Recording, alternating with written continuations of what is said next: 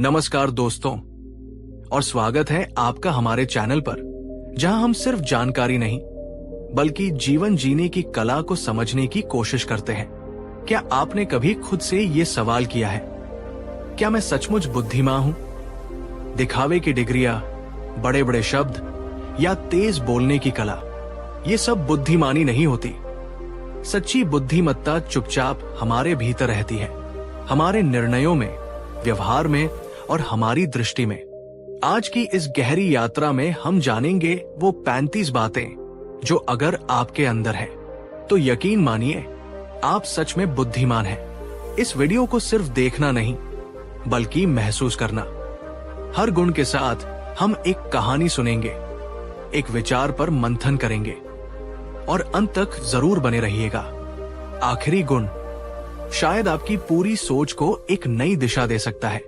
और हाँ, इस ज्ञान के सफर को शुरू करने से पहले अगर ये बातें आपके दिल को छूने लगे तो वीडियो को एक लाइक जरूर कर दीजिए।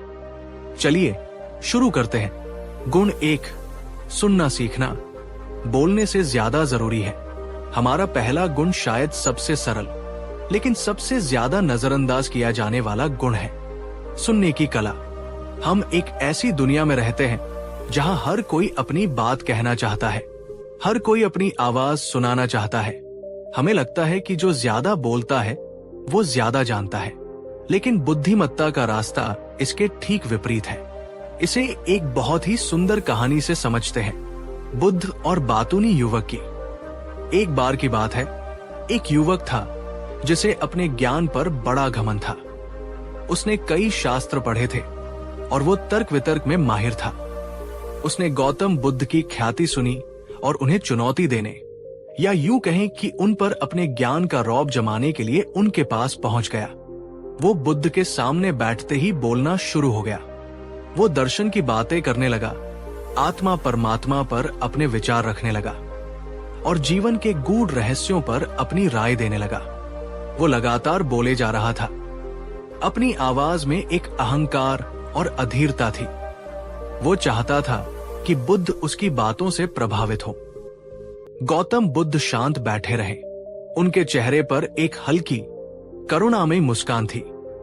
वे बस उसे देख रहे थे, उसकी हर बात को ध्यान से सुन रहे थे, बिना टोके, बिना कोई प्रतिक्रिया दिए।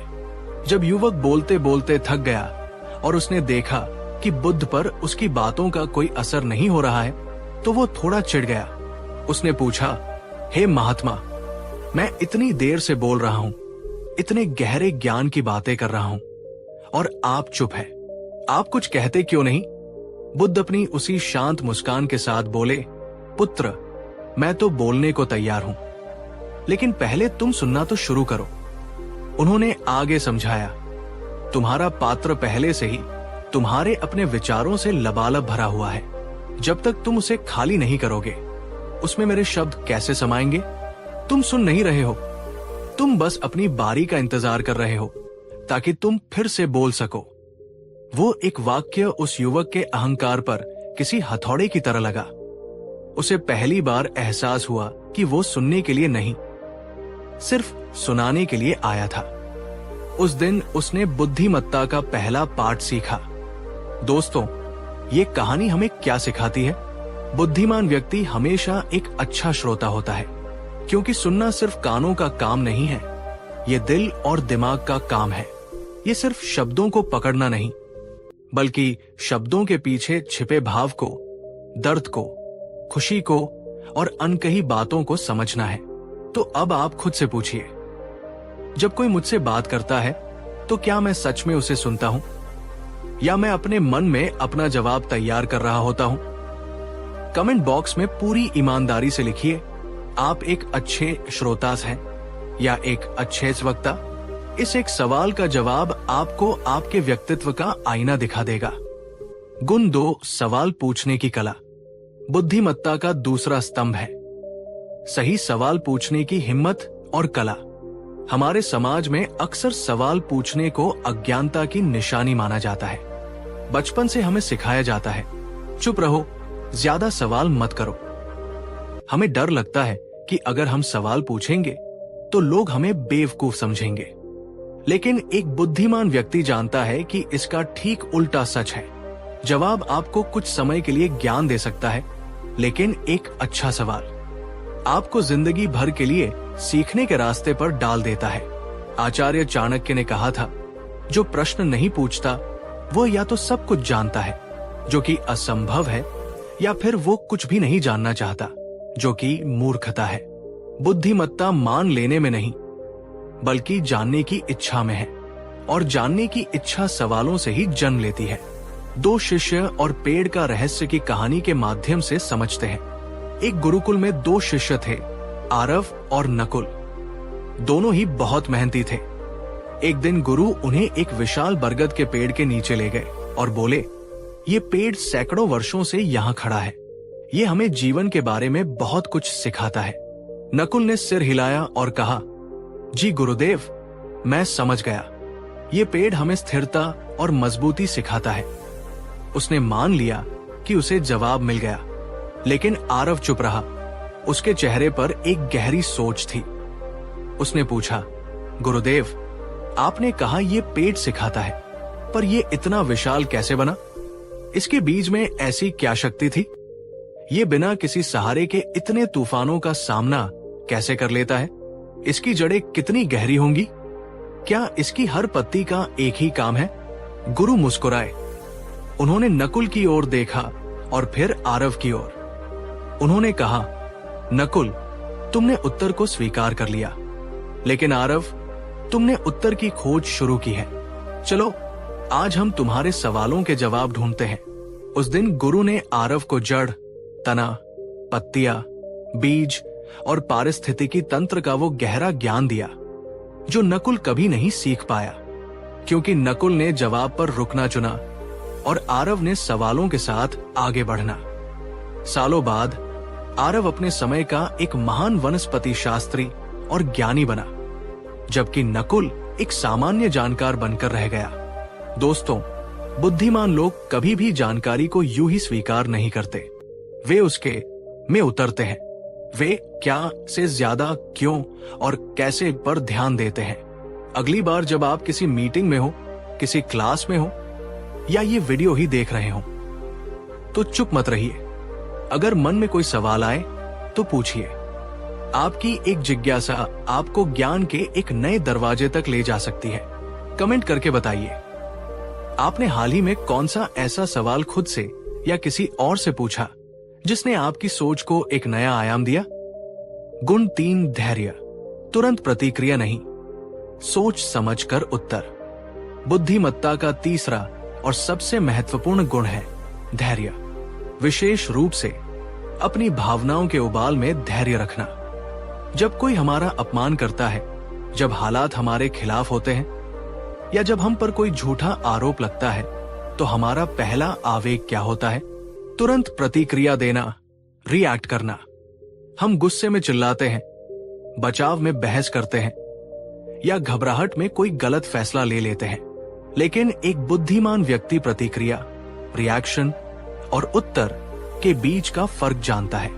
प्रतिक्रिया भावनात्मक होती है, बिना सोची समझी। ये एक जानवर की प्रवृत्ति है। उत्तर विवेकपूर्ण होता है, शांत मन से सोचा समझा। ये एक बुद्धिमान इंसान की निशानी है। कहानी, समुराई और उसकी शांत तलवार। प्राचीन जापान में एक महान समुराई योद्धा था जिसका नाम था केंजी। उसकी तलवारबाजी के चर्चे दूर दूर तक थे, लेकिन उसकी तलवार से ज्यादा मशहूर था उसका धैर्य। एक दिन एक युवा अहंकारी योद्धा उसे चुनौती देने आया। वो केंजी को सबके सामने अपमानित करके प्रसिद्धि पाना चाहता था। उसने बाजार के बीच में केंजी को ललकारा और उन पर भद्दे से भद्दे आरोप लगाए। उसने उनके पूर्वजों को गाली दी, उनकी कायरता का मजाक उड़ाया। केंजी शांत खड़े रहे। उनके चेहरे पर कोई भाव नहीं था। वे बस उसे देखते रहे। ये देखकर युवा योद्धा और भी क्रोधित हो गया। उसने केंजी के चेहरे पर थूक दिया।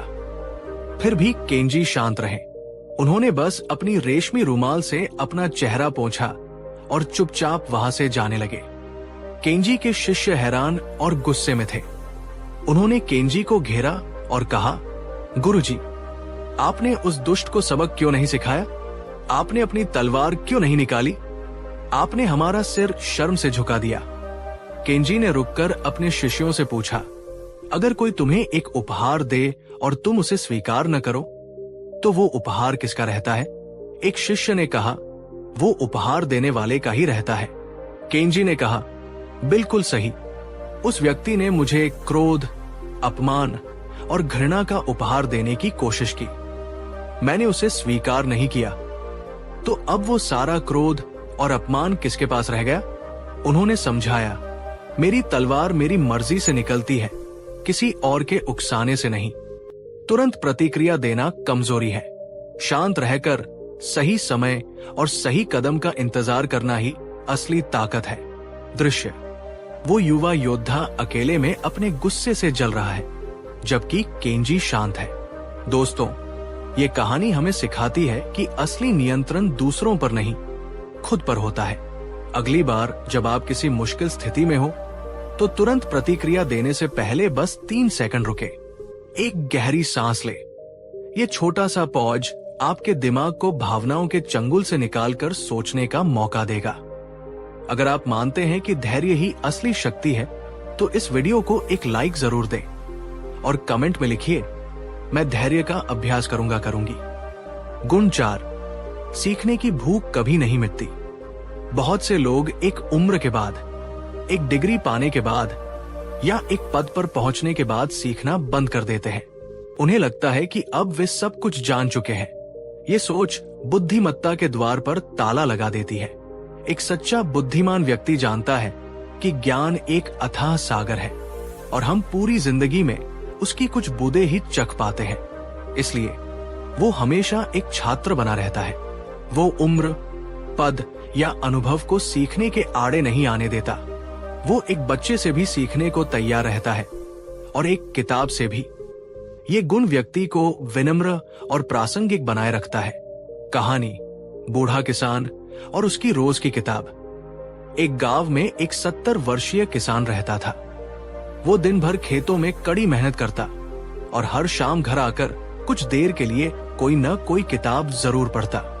कभी वो खेती की नई तकनीकों के बारे में पढ़ता, कभी इतिहास तो कभी दर्शन।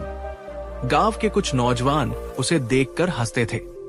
एक दिन एक लड़के ने मजाक में पूछ ही लिया, बाबा, अब इस उम्र में ये सब पढ़कर क्या करोगे? जितनी जिंदगी जीनी थी जी ली, अब आराम करो। बूढ़े किसान ने अपनी नजरें किताब से हटाई, मुस्कुराया और बहुत ही गहरा जवाब दिया। उसने कहा, बेटा, क्या ये पेड़ जिसकी छाव में तुम खड़े हो एक उम्र के बाद पानी पीना और धूप लेना बंद कर देता है? नहीं, जब तक वो जिंदा है वो हर दिन जमीन से पोषण लेता है। अगर वो पोषण लेना बंद कर दे तो वो सूख कर मर जाएगा। उसने आगे कहा, ठीक इसी तरह ज्ञान मेरे दिमाग का पोषण है। मैं इसलिए नहीं पढ़ता कि मुझे कुछ बनना है, मैं इसलिए पढ़ता हूं क्योंकि मैं अभी जिंदा हूं। और जब तक मैं जिंदा हूं, मेरा दिमाग भी जिंदा रहना चाहिए। जिस दिन मैंने सीखना बंद कर दिया, समझ लेना कि मैं जीते जी मर गया। वो नौजवान नी शब्द हो गया। उसे समझ आया कि सीखना किसी एमसी टायु लक्ष्य को पाने का साधन नहीं, बल्कि जीवन को सार्थक रूप से जीने का तरीका है। दोस्तों, ये कहानी हमें एक शक्तिशाली संदेश देती है। अपनी सीखने की खिड़कियों को कभी बंद मत कीजिए। दुनिया हर पल बदल रही है। जो आज सच है वो कल पुराना हो सकता है। क्या आपने आज कुछ नया सीखा? चाहे वो एक नया शब्द हो, एक नया स्किल हो या किसी इंसान से मिला कोई नया अनुभव हो। कमेंट में बताइए, आज आपने क्या नया सीखा? अगर अभी तक कुछ नहीं सीखा तो कोई बात नहीं। ये वीडियो खत्म होने के बाद 5 मिनट के लिए कुछ भी नया पढ़ने या सीखने का संकल्प लीजिए। यही बुद्धिमत्ता की ओर पहला कदम है। गुण 5, आत्मनिरीक्षण, खुद से सवाल करने की शक्ति। बुद्धिमत्ता का 5वां गुण बाहर की दुनिया से नहीं, बल्कि भीतर की दुनिया से जुड़ा है। इसे कहते हैं आत्मनिरीक्षण। हम दिन भर दूसरों को देखते हैं, दूसरों को परखते हैं, दूसरों की गलतियां निकालते हैं, ये बहुत आसान है, लेकिन सबसे मुश्किल काम है आईने में खुद को देखना और खुद से कड़वे सवाल पूछना। एक बुद्धिमान व्यक्ति ये मुश्किल काम हर रोज करता है। वो जानता है कि सबसे बड़ी लड़ाई और सबसे बड़ा सुधार अपने अंदर ही होना है। वो दूसरों को बदलने की कोशिश करने से पहले खुद को बेहतर बनाने पर ध्यान देता है। कहानी राजा और उसके 3 सवाल। एक राजा था जो बहुत न्यायप्रिय और अपनी प्रजा का प्रिय था, लेकिन उसके अंदर एक बात थी जो उसे हमेशा बेचैन रखती थी। वो खुद को और बेहतर कैसे बनाए? उसने अपने गुरु से इसका उपाय पूछा। गुरु ने उसे एक सरल लेकिन शक्तिशाली अभ्यास दिया। उन्होंने कहा, राजन, हर रात सोने से पहले और किसी से बात किए बिना बस 5 मिनट के लिए अकेले बैठना और पूरी ईमानदारी से खुद से ये 3 सवाल पूछना। आज मैंने क्या अच्छा काम किया? आज मुझसे क्या गलती हुई? मैं कल खुद को आज से बेहतर कैसे बना सकता हूं? राजा ने उस दिन से ये अभ्यास शुरू कर दिया। शुरू में ये बहुत मुश्किल लगा। उसका अहंकार उसे अपनी गलतियां मानने से रोकता था, लेकिन धीरे धीरे उसे इसकी आदत पड़ गई। जब वो सोचता कि आज उसने क्या अच्छा किया तो उसे संतोष मिलता। जब वो अपनी गलती को पहचानता तो उसे विनम्रता का एहसास होता, और जब वो कल के सुधार के बारे में सोचता तो उसे एक नई दिशा और उम्मीद मिलती। कुछ ही महीनों में राजा के व्यवहार और उसके फैसलों में एक अद्भुत परिपक्वता और शांति आ गई। वो पहले से भी ज्यादा बुद्धिमान और संतुलित शासक बन गया, क्योंकि अब वो सिर्फ बाहर की दुनिया पर नहीं बल्कि अपने मन पर भी राज करना सीख गया था। दृश्य: राजा शांति से आंखें बंद किए बैठा है और उसके चेहरे पर एक गहरी समझ का भाव है। दोस्तों, ये 3 सवालों का अभ्यास कोई भी कहीं भी कर सकता है। ये आपके जीवन का सबसे शक्तिशाली टूल बन सकता है। अगर आप हर रात सोने से पहले खुद से ये 3 सवाल पूछने का नियम बना ले, तो यकीन मानिए आप हर गुजरते दिन के साथ बुद्धिमत्ता की सीढ़ियां चढ़ते जाएंगे। कमेंट करके बताइए, क्या आपने कभी खुद से इस तरह के सवाल किए हैं? अगर नहीं, तो क्या आज रात से आप ये शुरुआत करने के लिए तैयार हैं? गुण 6, अहम को तोड़कर विनम्र बनना। बुद्धिमत्ता का छठा गुण शायद सबसे विरोधाभासी लगता है। वो है विनम्रता। हमें लगता है कि ज्ञानी व्यक्ति वह है जो आत्मविश्वास से भरा हो, जिसे अपनी क्षमताओं पर गर्व हो। लेकिन सच्चा ज्ञानी जानता है कि अहंकार ज्ञान का सबसे बड़ा दुश्मन है। अहंकार एक भरे हुए बर्तन की तरह है जिसमें ज्ञान की एक बूंद भी और नहीं डाली जा सकती। विनम्रता का अर्थ खुद को कम समझना नहीं है। इसका अर्थ है खुद के बारे में कम सोचना। ये समझना कि इस ब्रह्मांड में मैं एक छोटा सा कण हूं और अभी मुझे बहुत कुछ सीखना बाकी है। जब आप विनम्र होते हैं तभी आप दूसरों से सीख पाते हैं, अपनी गलतियों को स्वीकार कर पाते हैं और लोगों का दिल जीत पाते हैं। कहानी राजा और खाली कटोरी। ये कहानी उसी राजा की है जो अपने ज्ञान के अहंकार में डूबा रहता था। उसने बहुत सारे ग्रंथ पढ़े थे और वो मानता था कि उससे बड़ा ज्ञानी कोई नहीं है। जब उसने बुद्ध की प्रसिद्धि सुनी तो वो उनसे मिलने गया, ये देखने के लिए कि बुद्ध उससे ज्यादा क्या जानते हैं। वो अपने पूरे लावलश्कर और शान शौकत के साथ बुद्ध के आश्रम पहुंचा। वो बुद्ध के सामने बैठा और बोला, मैंने सुना है आप बहुत ज्ञानी हैं, मुझे भी कुछ ज्ञान दीजिए। उसकी आवाज में मांग थी, विनम्रता नहीं। बुद्ध ने उसकी ओर देखा और अपने एक शिष्य को एक खाली कटोरी और एक चाय की केतली लाने को कहा। बुद्ध ने राजा के सामने रखी कटोरी में चाय डालना शुरू किया। कटोरी भर गई, लेकिन बुद्ध चाय डालते रहे। चाय छलककर बाहर बहने लगी। राजा अधीर होकर बोला, आप ये क्या कर रहे हैं? कटोरी भर चुकी है और आप डाले जा रहे हैं, ये बर्बाद हो रही है। बुद्ध ने चाय डालना बंद किया, राजा की आंखों में देखा और मुस्कुराकर कहा, राजन, ठीक यही तुम अपने साथ कर रहे हो। तुम्हारा मन पहले से ही तुम्हारे अपने ज्ञान और अहंकार से लबालब भरा हुआ है। जब तक तुम अपनी इस कटोरी को खाली करके मेरे सामने नहीं आओगे, मेरा कोई भी ज्ञान तुम्हारे अंदर कैसे जाएगा? वो तो बस बाहर ही बह जाएगा। उन्होंने कहा, अगर सच में कुछ सीखना चाहते हो तो एक खाली कटोरी बनकर आओ। उस दिन राजा को समझ आया कि सच्चा ज्ञान शस्त्रों में नहीं, शास्त्रों में नहीं, बल्कि विनम्रता में है। दोस्तों, क्या हमारी कटोरी भी हमारे अहंकार से भरी हुई है? क्या हम ये मानने को तैयार हैं कि हम सब कुछ नहीं जानते? बुद्धिमत्ता का पहला नियम है विनम्रता। ज्ञान कभी घमंड में नहीं, नम्रता में फलता फूलता है। नीचे कमेंट्स में लिखिए, मैं एक खाली कटोरी बनने को तैयार हूं। अगर आप भी अहंकार को छोड़कर सीखने के लिए तैयार हैं। गुण 7, समस्याओं को समाधान में बदलने की कला। बुद्धिमत्ता का 7वां गुण बहुत ही व्यावहारिक है। ये है समस्या समाधान की मानसिकता। ज्यादातर लोग जब किसी समस्या का सामना करते हैं तो वे 3 चीजें करते हैं: शिकायत करना, दूसरों को दोष देना या निराश होकर बैठ जाना। लेकिन एक बुद्धिमान व्यक्ति का नजरिया अलग होता है।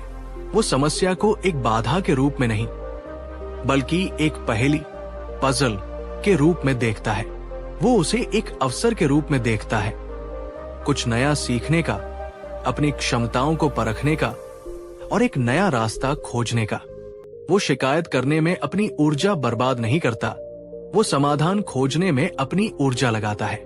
वो पूछता है, ठीक है, ये समस्या है, अब इसे हल करने के लिए क्या क्या किया जा सकता है? कहानी 2 लकड़हारे और नदी की बाढ़। एक गांव में 2 लकड़हारे रहते थे, मोहन और सोहन। वे रोज जंगल से लकड़ी काट कर लाते और शहर में बेचकर अपना गुजारा करते थे। गांव और जंगल के बीच एक नदी पड़ती थी, जिस पर एक छोटा सा लकड़ी का पुल था। एक रात भारी बारिश के कारण नदी में बाढ़ आ गई और वो पुल बह गया। अगली सुबह जब दोनों लकड़हारे नदी के किनारे पहुंचे तो पुल को गायब देखकर सोहन निराश हो गया। वो सिर पकड़कर बैठ गया और किस्मत को कोसने लगा। अब क्या होगा? हमारी तो रोजी रोटी ही छिन गई। अब हम नदी पार कैसे करेंगे? सरकार भी कुछ नहीं करती।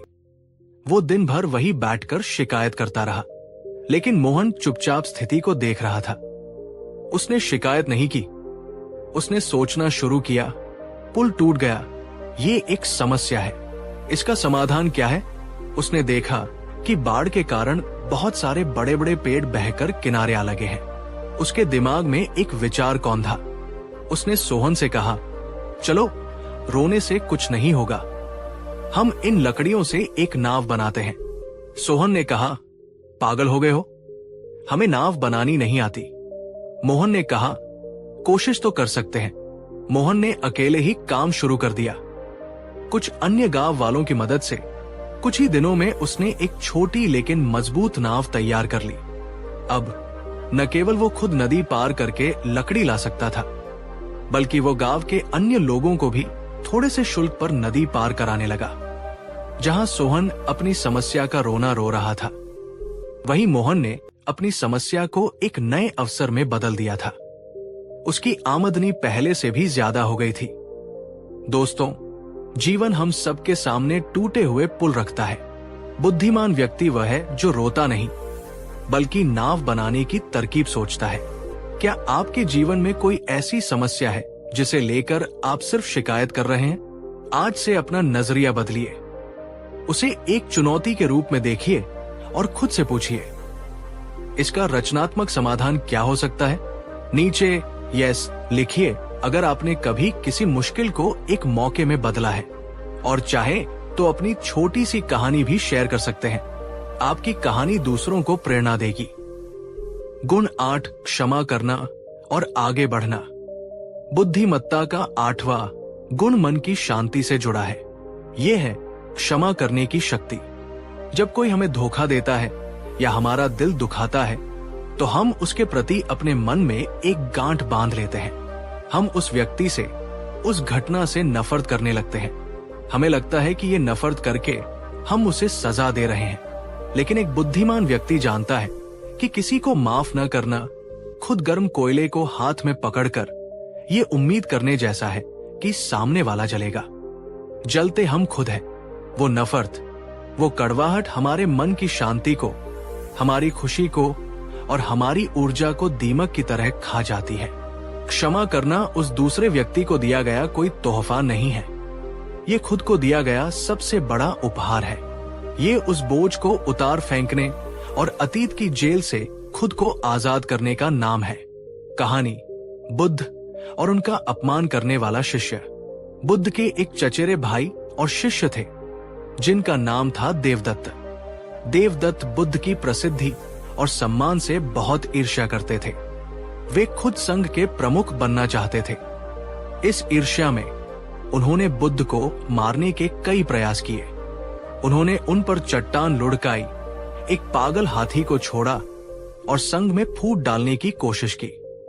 हर बार बुद्ध बच गए, लेकिन उन्होंने कभी भी देवदत्त के प्रति कोई क्रोध या घृणा प्रकट नहीं की। वे शांत और करुणामय बने रहे। एक दिन बुद्ध के प्रिय शिष्य आनंद ने उनसे पूछा, भगवान, देवदत्त ने आपके साथ इतना बुरा किया, आप उसे संघ से निकाल क्यों नहीं देते? आप उसके प्रति इतनी करुणा क्यों रखते हैं? बुद्ध ने उत्तर दिया, आनंद, देवदत्त बीमार है। वो ईर्ष्या और घृणा के रोग से पीड़ित है। क्या एक वैद्य अपने रोगी से घृणा करता है? नहीं, वो उसका इलाज करने की कोशिश करता है। मेरी करुणा ही उसकी औषधि है। उन्होंने समझाया, अगर मैं अपने मन में उसके लिए घृणा रखूंगा तो मैं भी उसी की तरह बीमार हो जाऊंगा। उसे क्षमा करके मैं उसे नहीं बल्कि खुद को इस बीमारी से मुक्त रखता हूं। अंत में अपने जीवन के अंतिम क्षणों में देवदत्त को अपनी गलतियों का एहसास हुआ और वो बुद्ध से क्षमा मांगने आया। बुद्ध ने उसे हृदय से क्षमा कर दिया। दोस्तों, क्षमा करना कमजोरी नहीं बल्कि बहुत बड़ी मानसिक शक्ति का प्रतीक है। ये दिखाता है कि आप अपनी शांति को किसी और की गलती से ज्यादा महत्व देते हैं। क्या आपके मन में भी कोई ऐसा बोझ है, किसी के लिए कोई पुरानी कड़वाहट? आज उसे जाने दीजिए। उस व्यक्ति को अपने मन में माफ कर दीजिए और खुद को उस बोझ से आजाद कीजिए। कमेंट करके बताइए, आपके लिए क्षमा करना आसान है या कठिन? इस पर बात करने से भी मन हल्का होता है। गुण 9, दूरदर्शिता, आज से आगे देखने की क्षमता। बुद्धिमत्ता का 9वां गुण है दूरदर्शिता, यानी आज के फैसलों का कल पर क्या असर होगा, ये देखने की क्षमता। ज्यादातर लोग तात्कालिक लाभ या सुख के लिए जीते हैं।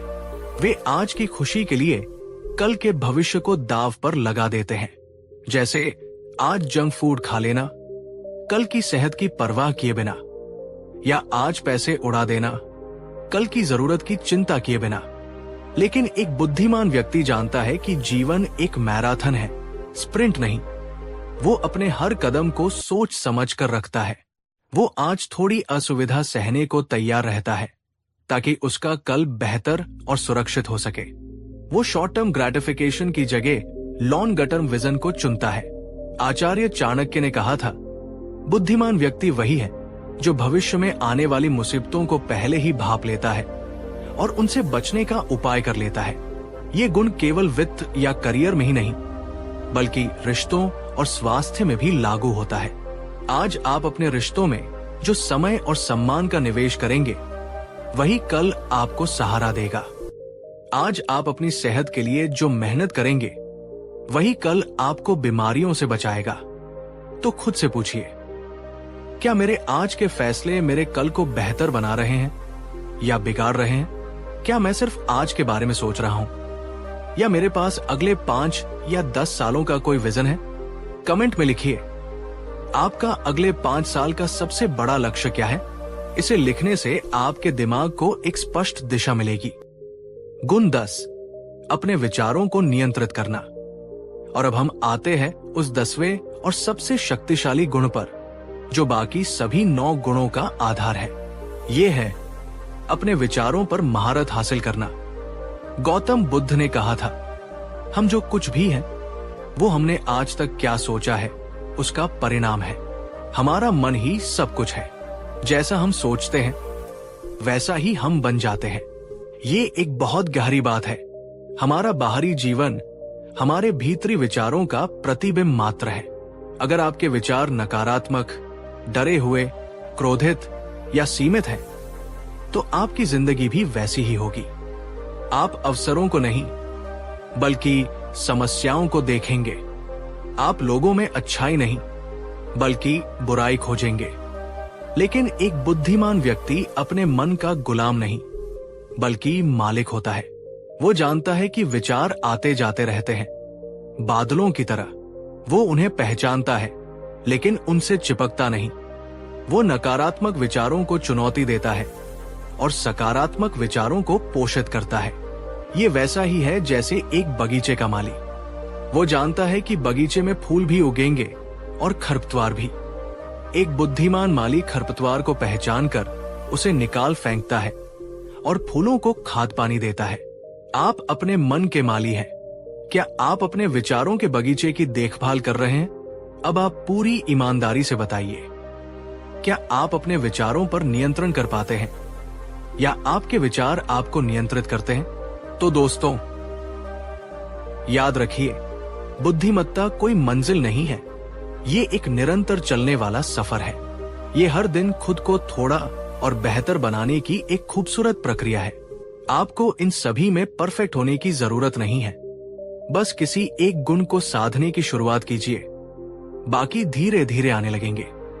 अगर इन बातों ने आपको सोचने पर मजबूर किया है, अगर आपको लगा कि ये सिर्फ एक वीडियो नहीं बल्कि आपके लिए एक आईना था, तो हमारे इस प्रयास को अपना समर्थन दीजिए। दोस्तों, मैं जानता हूं कि आप में से बहुत से लोग मेरे वीडियो को दिल से सुनते हैं, कुछ सीखते हैं और कुछ अपना जीवन बदलने की कोशिश करते हैं। ये वीडियो मैं सिर्फ व्यूज के लिए नहीं बनाता, बल्कि इसलिए बनाता हूं कि शायद बुद्ध की कोई एक बात आपके जीवन के अंधेरे को थोड़ा सा रोशन कर दे।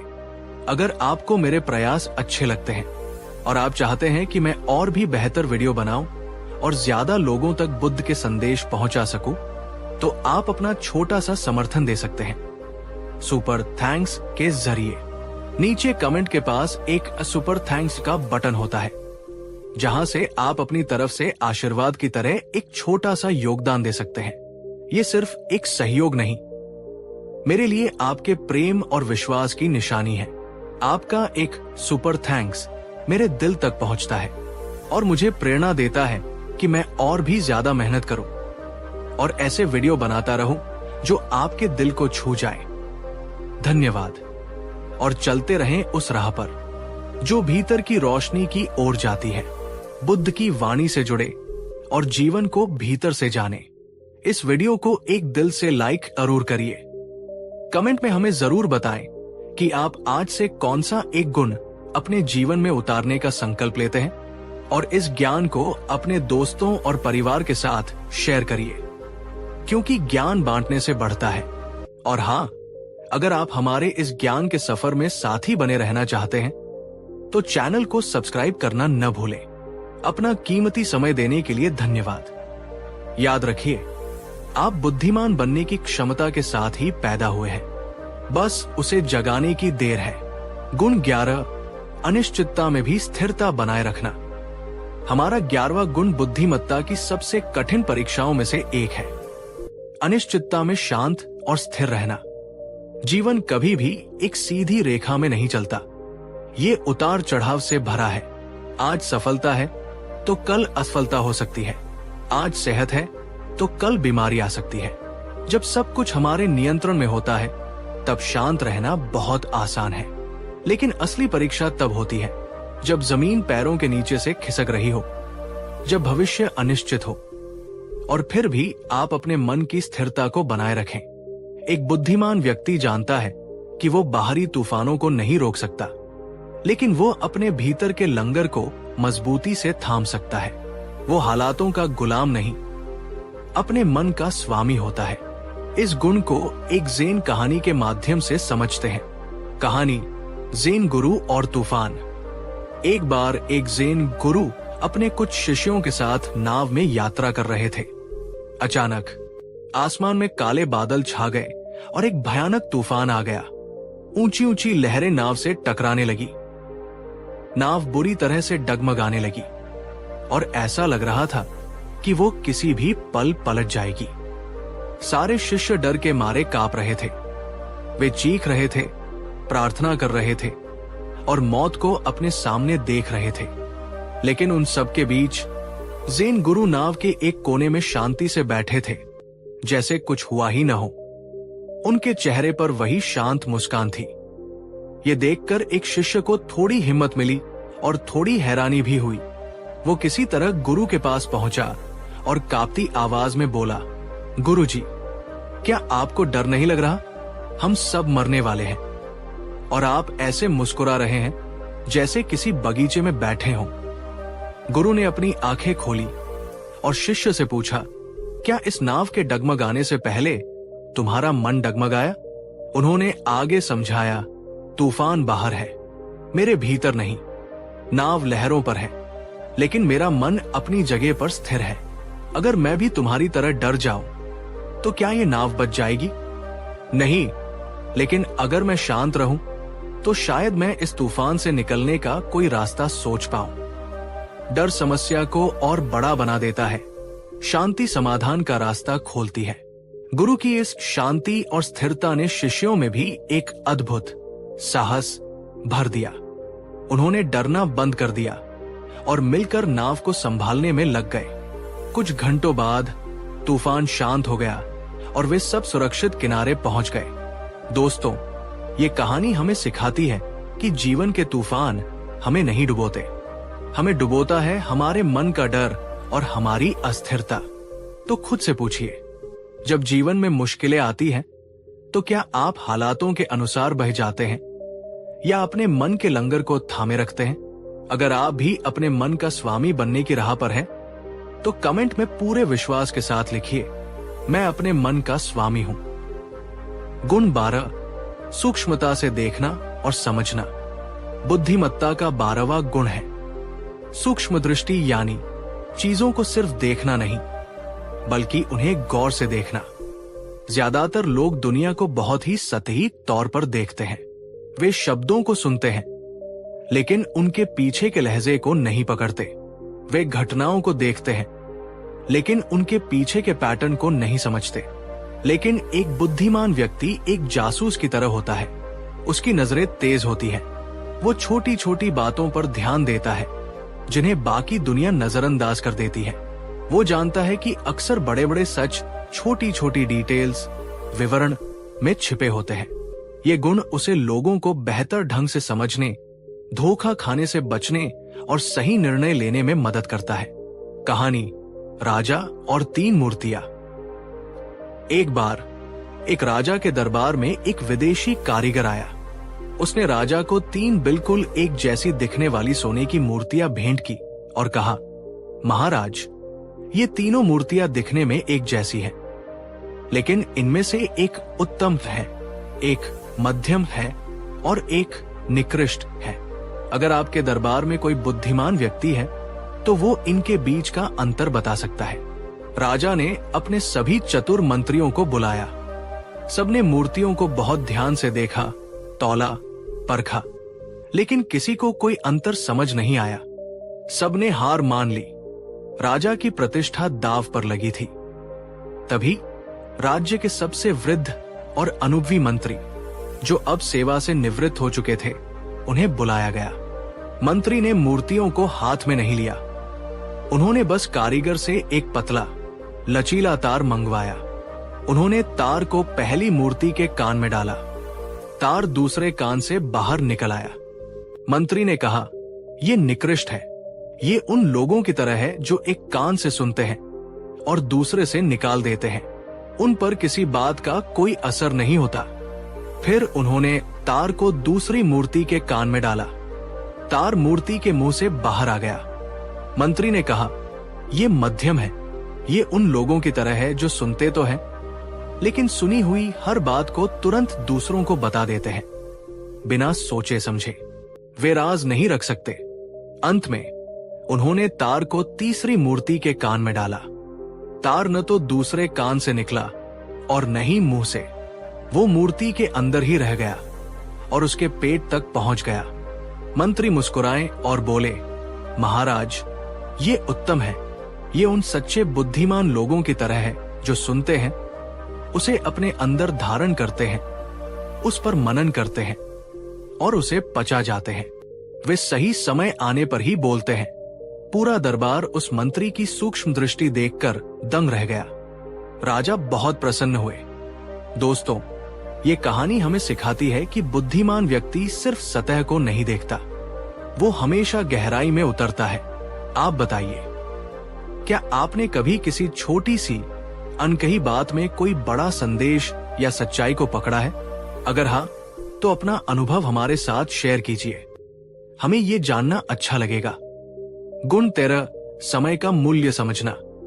बुद्धिमत्ता का 13वां गुण एक ऐसी दौलत से जुड़ा है जो हम सबको बराबर मिली है, लेकिन जिसका उपयोग हर कोई अलग अलग तरीके से करता है, और वो दौलत है समय।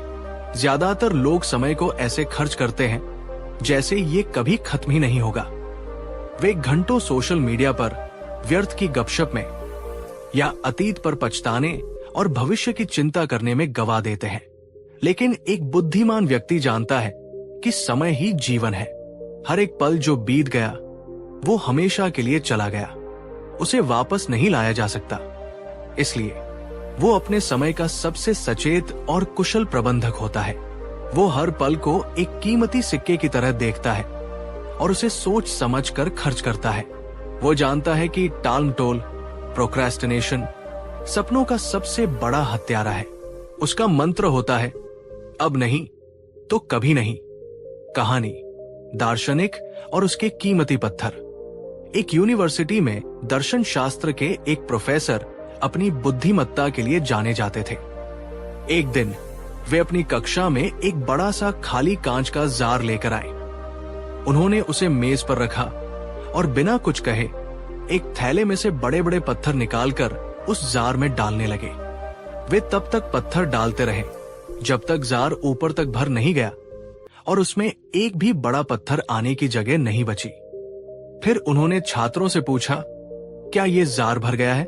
सभी छात्रों ने एक स्वर में कहा, हाँ सर। प्रोफेसर मुस्कुराए।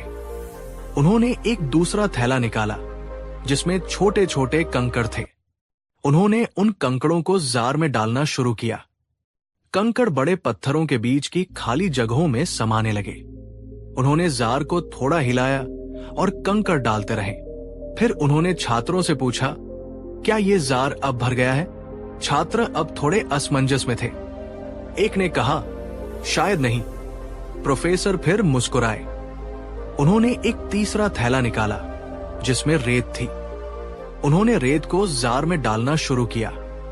रेत ने पत्थरों और कंकड़ों के बीच की बची खुची जगह को भी भर दिया। अब उन्होंने फिर पूछा, क्या ये जार अब भर गया है? छात्र चिल्लाए, हाँ सर, अब तो पक्का भर गया है। प्रोफेसर ने एक आखिरी चीज निकाली, एक जग पानी। उन्होंने पूरा पानी उस जार में डाल दिया और रेत ने उस पानी को भी सोख लिया। अब प्रोफेसर ने छात्रों को समझाया। उन्होंने कहा, ये जार आपका जीवन है। ये बड़े पत्थर आपके जीवन की सबसे जरूरी चीजें, आपका परिवार, आपका स्वास्थ्य, आपके सपने, आपका जुनून। ये वो चीजें हैं कि अगर बाकी सब कुछ खो भी जाए तो भी आपका जीवन भरा हुआ रहेगा। ये कंकड़ दूसरी महत्वपूर्ण चीजें हैं, आपकी नौकरी, आपका घर, आपकी गाड़ी। और ये रेत बाकी सब छोटी मोटी चीजें हैं, व्यर्थ की चिंताएं, झगड़े, सोशल मीडिया। अगर आप जार को पहले रेत से भर देंगे तो बड़े पत्थरों और कंकड़ों के लिए कोई जगह नहीं बचेगी।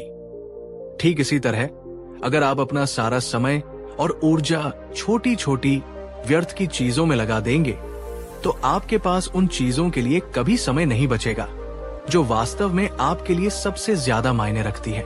इसलिए सबसे पहले अपने बड़े पत्थरों को पहचानिए और उन्हें अपने जीवन में प्राथमिकता दीजिए।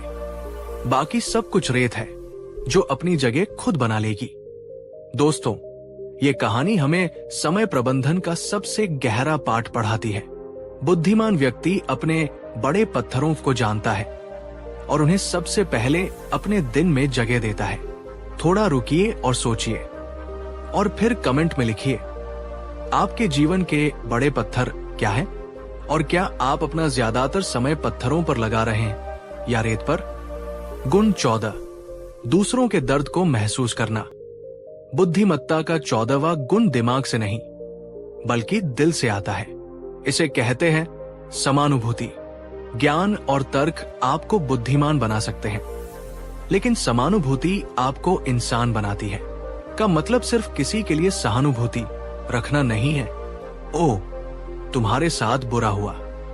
एम्पैथी का मतलब है खुद को उस व्यक्ति की जगह पर रखकर उसके दर्द को, उसकी खुशी को, उसके डर को महसूस करने की कोशिश करना। ये समझने की कोशिश करना कि वो जैसा व्यवहार कर रहा है वैसा क्यों कर रहा है। एक बुद्धिमान व्यक्ति जानता है कि हर इंसान अपनी अपनी एक अनकही लड़ाई लड़ रहा है, इसलिए वो किसी को भी जल्दी से जज नहीं करता। वो तर्क और करुणा दोनों को एक साथ लेकर चलता है। ये गुण उसे गहरे और सार्थक रिश्ते बनाने में मदद करता है। कहानी गुस्सैल बुढ़िया और दूधवाला। एक शहर में एक दूधवाला था जो हर सुबह लोगों के घरों में दूध पहुंचाता था। उसके रास्ते में एक घर ऐसा था जहां एक बहुत ही गुस्सैल और चिड़चिड़ी बुढ़िया रहती थी। वो रोज दूधवाले पर किसी न किसी बात पर चिल्लाती थी। आज दूध देर से क्यों लाए? ये पतला क्यों है? बोतल साफ नहीं है। दूधवाला हमेशा शांत रहता और मुस्कुराकर कहता, माफ करना मांझी, कल से ध्यान रखूंगा। दूसरे लोग दूधवाले से कहते, तुम इस बुढ़िया की बातें क्यों सुनते हो? इसे दूध देना ही बंद कर दो। दूधवाला बस मुस्कुरा देता और कुछ नहीं कहता। एक दिन दूधवाले की तबीयत खराब हो गई और वो 2 दिन तक दूध देने नहीं जा सका। तीसरे दिन जब वो उस बुढ़िया के घर पहुंचा तो उसे डर था कि आज तो वो उसे कच्चा चबा जाएगी। लेकिन जैसे ही उसने दरवाजा खटखटाया, बुढ़िया बाहर आई। आज उसकी आंखों में गुस्सा नहीं बल्कि चिंता थी। उसने कांपती आवाज में पूछा, बेटा तुम ठीक तो हो? 2 दिन से आए नहीं। मुझे बहुत चिंता हो रही थी। उस दिन पहली बार दूधवाले ने बुढ़िया के गुस्से के पीछे छिपी उसकी तन्हाई और असुरक्षा को देखा। उसे समझ आया कि बुढ़िया अकेली रहती थी और शायद वो दूधवाला ही एकमात्र व्यक्ति था जिससे वो रोज बात कर पाती थी। उसका गुस्सा दरअसल ध्यान खींचने का एक तरीका था। उस दिन के बाद दूधवाला रोज उसे दूध देने के बाद 2 मिनट रुककर उसका हालचाल पूछने लगा और चमत्कार हो गया। बुढ़िया का गुस्सा धीरे धीरे खत्म हो गया और वो एक प्यारी ममतामयी मांझी बन गई। ये सब क्यों हुआ? क्योंकि दूधवाले ने उसके व्यवहार के पीछे के कारण को समझने की कोशिश की। उसने एम्पैथी दिखाई। दोस्तों, बुद्धिमान व्यक्ति सिर्फ ये नहीं देखता कि लोग क्या कर रहे हैं, वो ये समझने की कोशिश करता है कि वे क्यों कर रहे हैं। बताइए, क्या आपने कभी किसी के बुरे व्यवहार के पीछे छिपे उसके दर्द या अकेलेपन को महसूस किया है? बुद्धिमत्ता का 15वां गुण हमारे अहंकार की सबसे बड़ी परीक्षा है। ये है आलोचना को सकारात्मक रूप से लेना। कोई भी अपनी आलोचना सुनना पसंद नहीं करता। जब कोई हमारी कमी बताता है तो हमारा पहला रिएक्शन रक्षात्मक, डिफेंसिव हो जाना या नाराज हो जाना होता है। हमें लगता है कि ये हम पर एक हमला है। लेकिन एक बुद्धिमान व्यक्ति जानता है कि आलोचना दोधारी तलवार है। अगर ये दुर्भावना से की गई है तो उसे नजरअंदाज करना चाहिए, लेकिन अगर ये रचनात्मक, कंस्ट्रक्टिव है तो ये एक अनमोल तोहफा है। ये एक आईने की तरह है जो हमें हमारी वो कमियां दिखाता है जो हम खुद नहीं देख पाते। वो जानता है कि जब कोई आपको टोकता है तो आपके पास 2 विकल्प होते हैं, या तो आप टूट जाए या आप तराशे जाए। बुद्धिमान व्यक्ति हमेशा तराशे जाने का विकल्प चुनता है। कहानी सम्राट अकबर और उनका आलोचक। मुगल सम्राट अकबर अपने नवरत्नों और अपनी बुद्धिमत्ता के लिए प्रसिद्ध थे, लेकिन उनमें एक कमी थी। उन्हें अपनी प्रशंसा सुनना बहुत पसंद था और वे आलोचना बिल्कुल बर्दाश्त नहीं कर पाते थे। एक दिन दरबार में एक फकीर आया। उसने अकबर से कहा, जहां पनाह, आप एक महान शासक हैं, लेकिन आप में एक बहुत बड़ी खामी है। पूरा दरबार सन्न रह गया। अकबर का चेहरा गुस्से से लाल हो गया। उन्होंने कहा, तुम्हारी इतनी हिम्मत, बताओ क्या खामी है मुझ में? फकीर ने निडर होकर कहा, आप जब गुस्सा होते हैं तो आप न्याय और अन्याय का फर्क भूल जाते हैं। आपका क्रोध आपके विवेक पर हावी हो जाता है। अकबर ने तुरंत सिपाहियों को उसे कैद करने का आदेश दिया, लेकिन बीरबल ने हस्तक्षेप किया। उन्होंने अकबर से कहा, जहांपनाह, एक मिनट रुकिए। आपके हजारों प्रशंसक हैं जो दिन रात आपकी तारीफ करते हैं, लेकिन ये एक अकेला व्यक्ति है जिसमें आपको सच बताने की हिम्मत है। प्रशंसक आपको खुश कर सकते हैं, लेकिन एक सच्चा आलोचक ही आपको बेहतर बना सकता है। क्या आप सोने को आग में तपने का मौका नहीं देंगे? बीरबल की बात अकबर के दिल में उतर गई। उनका गुस्सा शांत हुआ। उन्होंने सोचा, इस व्यक्ति ने अपनी जान जोखिम में डालकर मुझे मेरा दोष बताया है। ये मेरा दुश्मन नहीं, बल्कि सबसे बड़ा शुभ चिंतक है। उन्होंने उस फकीर को न सिर्फ आजाद किया, बल्कि उसे इनाम भी दिया और उसे अपना सलाहकार बना लिया, जिसका काम था समय समय पर उन्हें उनकी गलतियों से अवगत कराना। दोस्तों, बुद्धिमान लोग चापलूसों से नहीं, बल्कि सच्चे आलोचकों से घिरे रहना पसंद करते हैं। वे जानते हैं कि लोहा लोहे को काटता है और एक हीरा दूसरे हीरे से ही तराशा जाता है। अब आप ईमानदारी से बताइए, जब कोई आपकी आलोचना करता है तो आप उसे कैसे लेते हैं? एक व्यक्तिगत हमले, चोट की तरह, या खुद को सुधारने के एक अवसर, चांस की तरह? गुण 16, फोकस, एकाग्रता की शक्ति। हम एक ऐसे युग में जी रहे हैं जहां हर सेकंड हमारा ध्यान खींचने के लिए हजारों चीजें हैं। फोन की नोटिफिकेशन, सोशल मीडिया की अंतहीन स्क्रॉलिंग, खबरों का शोर। हमारा मन एक बंदर की तरह एक डाली से दूसरी डाली पर कूदता रहता है। लेकिन एक बुद्धिमान व्यक्ति जानता है कि सफलता और उत्कृष्टता बिखरे हुए ध्यान से नहीं, बल्कि केंद्रित ऊर्जा से आती है। जब आप अपनी पूरी मानसिक ऊर्जा को एक बिंदु पर केंद्रित करते हैं, तो आप असाधारण परिणाम प्राप्त कर सकते हैं। वो मल्टीटास्किंग के भ्रम में नहीं पड़ता। वो एक समय में एक काम करता है, लेकिन उसे पूरी शिद्दत और गहराई से करता है। स्वामी विवेकानंद ने कहा था, एकाग्रता ही समस्त ज्ञान का सार है। इसके बिना कुछ भी नहीं किया जा सकता। कहानी, अर्जुन का मछली की आंख पर निशाना। ये कहानी महाभारत की है, जो हमें एकाग्रता का सबसे बड़ा पाठ पढ़ाती है। गुरु द्रोणाचार्य अपने शिष्यों, कौरवों और पांडवों की परीक्षा ले रहे थे। उन्होंने पेड़ पर एक लकड़ी की चिड़िया रखी और कहा कि सबको चिड़िया की आंख पर निशाना साधना है। उन्होंने सबसे पहले युधिष्ठिर को बुलाया और पूछा, युधिष्ठिर, तुम्हें क्या दिखाई दे रहा है? युधिष्ठिर ने कहा, गुरुदेव, मुझे आप, मेरे भाई, ये पेड़ और पेड़ पर रखी चिड़िया दिखाई दे रही है। द्रोणाचार्य ने कहा, तुम बैठ जाओ, तुम निशाना नहीं लगा सकते। फिर उन्होंने दुर्योधन और अन्य राजकुमारों से वही सवाल पूछा। किसी ने कहा कि उसे पेड़ और पत्ते दिख रहे हैं, किसी ने कहा कि उसे चिड़िया का पूरा शरीर दिख रहा है। द्रोणाचार्य ने सबको मना कर दिया। अंत में उन्होंने अर्जुन को बुलाया और पूछा, अर्जुन, तुम्हें क्या दिखाई दे रहा है? अर्जुन ने बिना नजर हटाए पूरी एकाग्रता से जवाब दिया, गुरुदेव, मुझे सिर्फ चिड़िया की आंख दिखाई दे रही है। द्रोणाचार्य ने फिर पूछा, क्या तुम्हें पेड़ या मैं दिखाई नहीं दे रहा? अर्जुन ने कहा, नहीं गुरुदेव, मुझे चिड़िया की आंख के अलावा और कुछ भी दिखाई नहीं दे रहा है। द्रोणाचार्य प्रसन्न हुए और बोले, तीर चलाओ। अर्जुन ने तीर चलाया और वो सीधा चिड़िया की आंख में जाकर लगा। दोस्तों, बुद्धिमान व्यक्ति अर्जुन की तरह होता है। जब वो कोई लक्ष्य तय करता है तो उसे सिर्फ अपने लक्ष्य की आंख दिखाई देती है।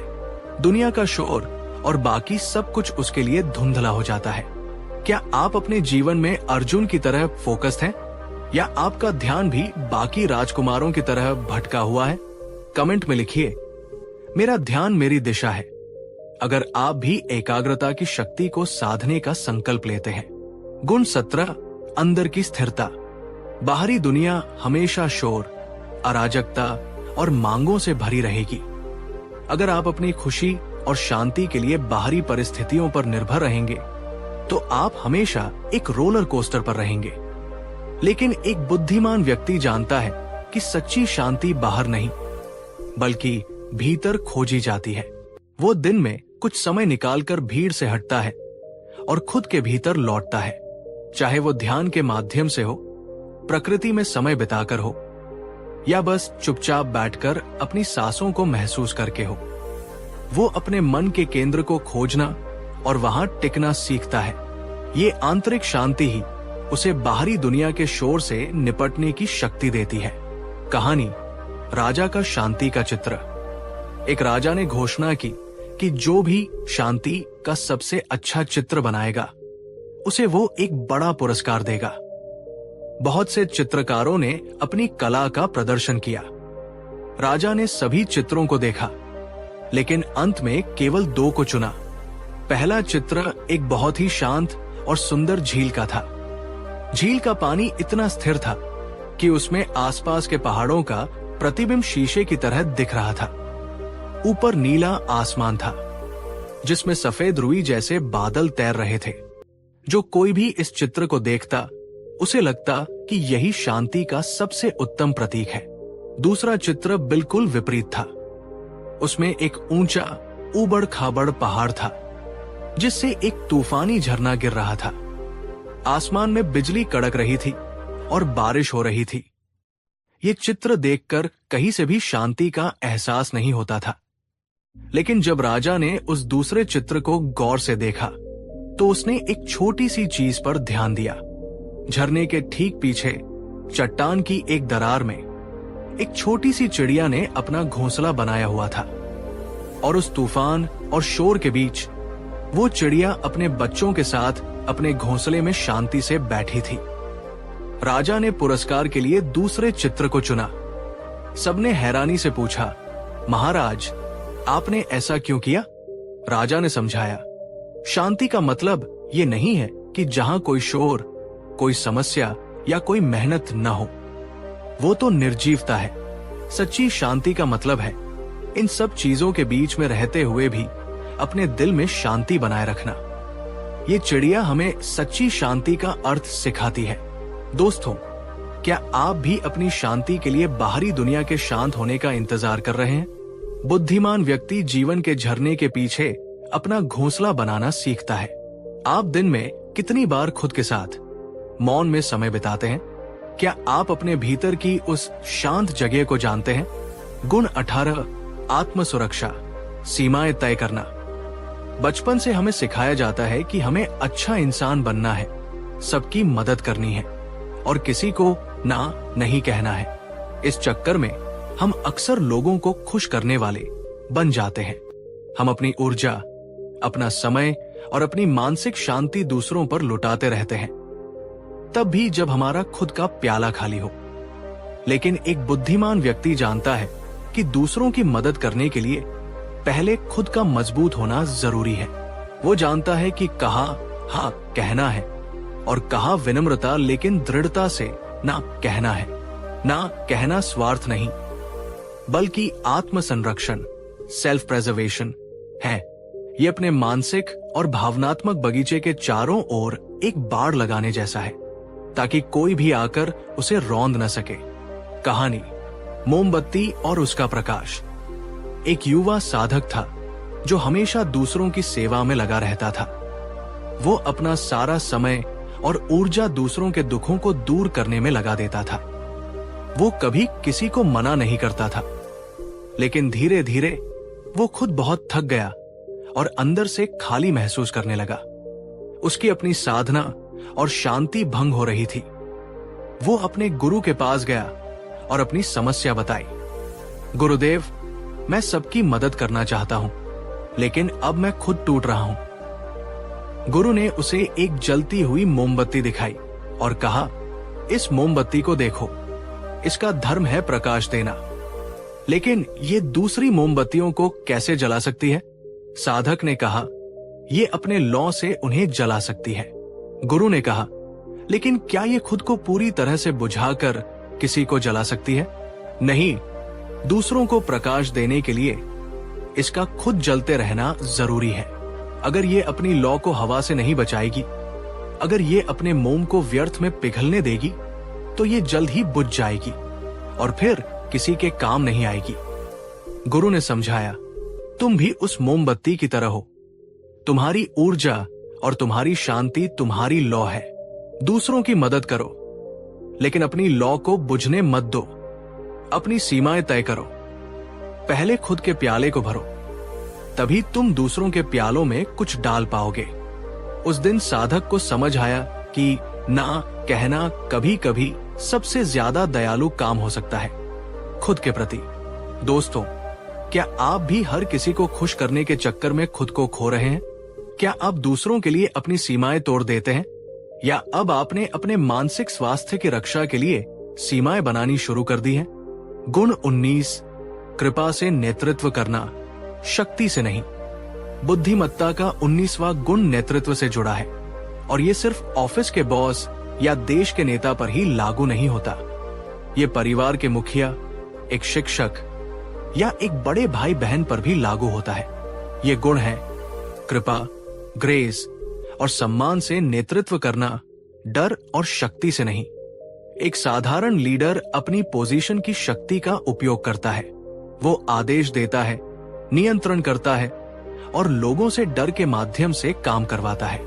लेकिन एक बुद्धिमान लीडर जानता है कि सच्चा प्रभाव शक्ति से नहीं, बल्कि सम्मान से आता है। वो लोगों को नियंत्रित नहीं करता, बल्कि उन्हें प्रेरित करता है। वो दिखावा नहीं करता, बल्कि खुद एक उदाहरण बनता है। वो अपने लोगों की सुनता है, उन्हें महत्व देता है और उनकी सफलता में अपनी सफलता देखता है। वो एक माली की तरह होता है जो जानता है कि पौधे खींचने से नहीं, बल्कि सही पोषण देने से बड़े होते हैं। कहानी 2 राजा और उनके राज्य। एक बार 2 पड़ोसी राज्य थे। पहले राज्य का राजा बहुत कठोर और शक्तिशाली था। वो अपनी प्रजा पर भारी कर लगाता था और छोटी सी गलती पर भी कड़ी सजा देता था। उसकी प्रजा उससे डरती थी और मजबूरी में उसके आदेशों का पालन करती थी। उसका राज्य बाहर से बहुत अनुशासित और मजबूत दिखता था। दूसरे राज्य का राजा बिल्कुल अलग था। वो अपनी प्रजा के साथ परिवार की तरह रहता था। वो उनके सुख दुख में शामिल होता, उनकी सलाह लेता और न्याय के साथ शासन करता था। उसकी प्रजा उससे डरती नहीं थी, बल्कि उसका सम्मान करती थी और उससे प्रेम करती थी। एक बार दोनों राज्यों पर एक बड़ी बाहरी सेना ने हमला कर दिया। पहले राजा ने अपनी प्रजा को लड़ने का आदेश दिया, लेकिन जैसे ही मौका मिला, प्रजा अपने अत्याचारी राजा को छोड़कर भाग गई। राजा अकेला पड़ गया और आसानी से हार गया। दूसरे राजा ने अपनी प्रजा से मदद की अपील की। उसकी प्रजा, जो उससे इतना प्रेम करती थी, अपने राज्य और अपने राजा की रक्षा के लिए एक होकर लड़ी। हर एक नागरिक एक सैनिक बन गया। उन्होंने मिलकर उस बड़ी सेना को हरा दिया। पहला राजा शक्ति से राज करता था और शक्ति के जाते ही उसका राज खत्म हो गया। दूसरा राजा कृपा और सम्मान से राज करता था और वही उसकी सबसे बड़ी शक्ति बन गई। बताइए, आपके जीवन में कोई ऐसा लीडर है, चाहे वो आपके बॉस हो, शिक्षक हो या माता पिता, जो आपको डर से नहीं बल्कि अपने व्यवहार से प्रेरित करता है? उसका नाम कमेंट्स में लिखकर उसे सम्मान दीजिए। गुण 20, मैं सब नहीं जानता, स्वीकार करने की शक्ति। और अब हम आते हैं उस 20वें और अंतिम गुण पर, जो बुद्धिमत्ता के चक्र को पूरा करता है। ये वो गुण है जहां से ज्ञान का सफर वास्तव में शुरू होता है, और वो है ये स्वीकार करने की हिम्मत कि मैं सब कुछ नहीं जानता। जो व्यक्ति ये मान लेता है कि वो सब कुछ जान चुका है, उसका विकास वही रुक जाता है। वो एक स्टैग्नेंट तालाब की तरह हो जाता है। लेकिन जो व्यक्ति ये स्वीकार करता है कि वो अभी भी सीख रहा है, वो एक बहती हुई नदी की तरह बन जाता है, जो हमेशा ताजा, जीवंत और आगे बढ़ती रहती है। सुकरात को प्राचीन ग्रीस का सबसे बुद्धिमान व्यक्ति क्यों कहा जाता था? इसलिए नहीं कि वे सब कुछ जानते थे, बल्कि इसलिए क्योंकि वे अकेले व्यक्ति थे जो ये कहने की हिम्मत रखते थे, मैं केवल एक ही बात जानता हूं, और वो ये है कि मैं कुछ नहीं जानता। ये स्वीकृति ही उन्हें और जानने के लिए प्रेरित करती थी। तो दोस्तों, क्या आप भी आज सीखने के लिए, अपनी सीमाओं को स्वीकार करने के लिए और एक आजीवन विद्यार्थी बनने के लिए तैयार हैं? अगर हां, तो कमेंट में पूरे जोश के साथ लिखिए, yes, I am a life long learner. गुण 21, जिज्ञासा बनाए रखना उम्र के पार भी। बुद्धिमत्ता की मृत्यु उसी क्षण हो जाती है जब हम ये मान लेते हैं कि अब मुझे सब कुछ आता है। ये मैं जानता हूं का भाव हमारे दिमाग के दरवाजों पर ताला लगा देता है। लेकिन एक सच्चा बुद्धिमान व्यक्ति, चाहे वो 8 साल का हो या 80 साल का, हमेशा एक छात्र बना रहता है। उसकी आंखों में हमेशा एक चमक होती है, एक सवाल होता है। वो हर चीज को एक आश्चर्य की तरह देखता है। वो जानता है कि ये ब्रह्मांड रहस्यों से भरा है और सीखने के लिए हमेशा कुछ नया है।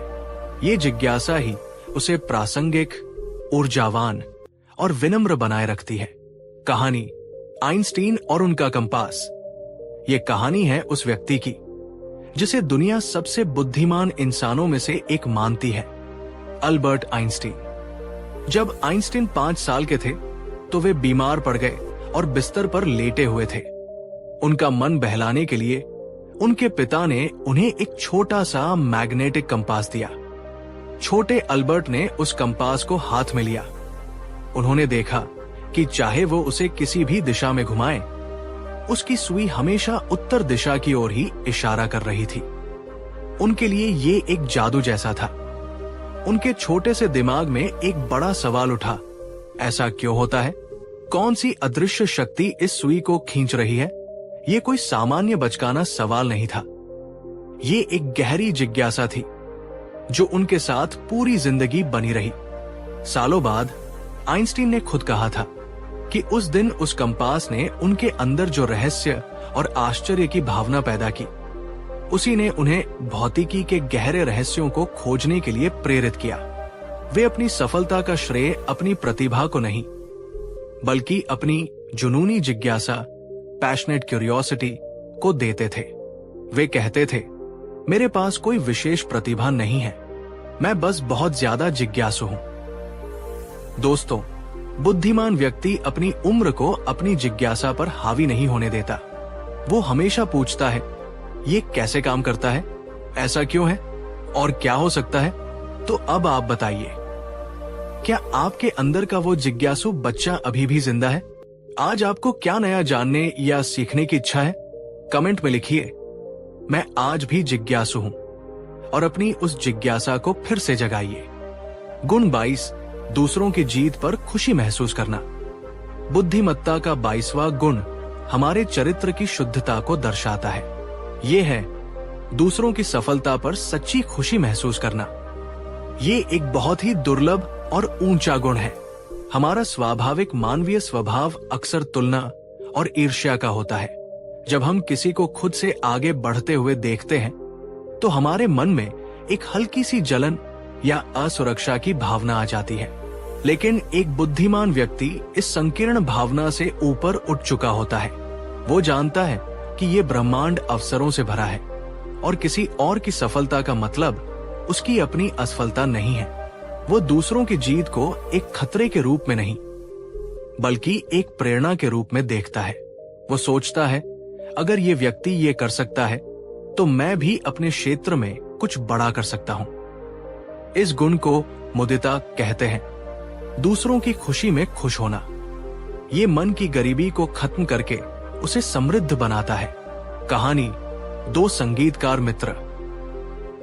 एक शहर में 2 बहुत ही प्रतिभाशाली सितार वादक रहते थे जो बचपन के दोस्त थे, रवि और मोहन। दोनों ने एक ही गुरु से सीखा था और दोनों का सपना था कि वे देश के सबसे बड़े संगीतकार बने। समय के साथ रवि को ज्यादा प्रसिद्धि मिलने लगी, उसके कार्यक्रम सफल होने लगे और उसे बड़े बड़े सम्मान मिलने लगे। वहीं मोहन को उतनी सफलता नहीं मिली, हालांकि वो भी उतना ही प्रतिभाशाली था। मोहन के कुछ दोस्तों ने उसके कान भरने शुरू कर दिए। देखो, रवि तुमसे कितना आगे निकल गया। तुम दोनों ने साथ शुरू किया था। जरूर वो कोई चालाकी कर रहा है। मोहन के मन में भी थोड़ी देर के लिए ईर्ष्या की भावना आई। उसे दुख हुआ, लेकिन फिर उसने आत्ममंथन किया। उसने सोचा, क्या रवि की सफलता से मेरा हुनर कम हो गया है? नहीं। क्या उसके आगे बढ़ने से मेरे लिए रास्ते बंद हो गए हैं? नहीं, वो मेरा दोस्त है। उसकी जीत मेरी भी जीत होनी चाहिए। उसने अपनी ईर्ष्या को प्रेरणा में बदल दिया। अगली सुबह वो एक फूलों का गुलदस्ता लेकर रवि के घर पहुंचा। रवि ने सोचा शायद मोहन उससे नाराज होगा, लेकिन मोहन ने उसे गले लगाया और कहा, दोस्त, तुम्हारी सफलता देखकर मुझे बहुत गर्व हो रहा है। तुमने हम दोनों का सपना पूरा किया है। तुम्हारी मेहनत रंग लाई। मुझे तुमसे बहुत कुछ सीखना है। मोहन की इस निस्वार्थता और बड़पन को देखकर रवि की आंखों में आंसू आ गए। उसने कहा, दोस्त, मैं हमेशा तुम्हारे साथ हूं। उस दिन के बाद रवि ने मोहन को अपने साथ कार्यक्रमों में ले जाना शुरू किया। दोनों ने मिलकर ऐसी जुगलबंदी की कि उनकी प्रसिद्धि और भी बढ़ गई। मोहन को भी वो पहचान मिली जिसका वो हकदार था। ये सब क्यों हुआ? क्योंकि मोहन ने ईर्ष्या का जहर पीने की बजाय सराहना का अमृत चुना। दोस्तों, जब आप किसी और के लिए ताली बजाते हैं, तो ब्रह्मांड आपके लिए भी ताली बजाने की तैयारी करता है। अब आप ईमानदारी से बताइए, किसी और की सफलता ने आपको आखिरी बार सच्ची प्रेरणा कब दी थी? उस व्यक्ति और उसकी सफलता को याद कीजिए। जरूर। चलिए बुद्धिमत्ता के इस गहरे और सार्थक सफर के तीसरे अध्याय को पूरा करते हैं। प्रस्तुत है बाकी के 8 गुण, उसी गहराई और भावनात्मक जुड़ाव के साथ। गुण 23, असफलता से सीखने की कला। ल बुद्धिमत्ता का 23वां गुण जीवन की सबसे कठोर लेकिन सबसे महत्वपूर्ण सच्चाई से जुड़ा है। यह है असफलता को गले लगाना और उससे सीखना। बचपन से हमें सिखाया जाता है कि हारना या फेल होना एक बुरी बात है। हमें असफलता से डरना सिखाया जाता है। इस डर के कारण हम कई बार कोशिश करने से ही बचते हैं। लेकिन एक बुद्धिमान व्यक्ति जानता है कि असफलता सफलता की विरोधी नहीं है, बल्कि सफलता तक पहुंचने का रास्ता है। कोई भी इंसान पहली बार में परफेक्ट नहीं होता। हर सफलता की कहानी के पीछे अनगिनत असफलताओं की एक लंबी दास्तान छिपी होती है। बुद्धिमान व्यक्ति असफलता को एक व्यक्तिगत हार के रूप में नहीं देखता। वो उसे एक फीडबैक के रूप में देखता है। वो पूछता है, इस अनुभव से मैंने क्या सीखा? अगली बार मैं क्या अलग कर सकता हूं? वो हार को अपना गुरु बना लेता है। कहानी थॉमस एडिसन और 1000 असफल प्रयास। ये कहानी है उस महान आविष्कारक थॉमस एडिसन की, जिन्होंने हमें बल्ब का तोहफा दिया।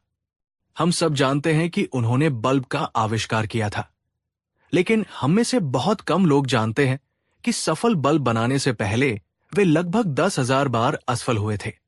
एक दिन जब वे अपने एक और असफल प्रयोग के बाद अपनी प्रयोगशाला में काम कर रहे थे, तो उनका एक युवा सहायक हताश होकर उनके पास आया। उसने कहा, सर, हम 10,000 बार कोशिश कर चुके हैं और हमें कुछ भी हासिल नहीं हुआ। हम पूरी तरह से असफल हो गए हैं। हमें ये काम छोड़ देना चाहिए। एडिसन ने अपनी नजरें काम से हटाई, मुस्कुराए और उस सहायक के कंधे पर हाथ रखकर कहा, बेटा, तुम इसे असफलता क्यों कह रहे हो? हमें बहुत कुछ हासिल हुआ है।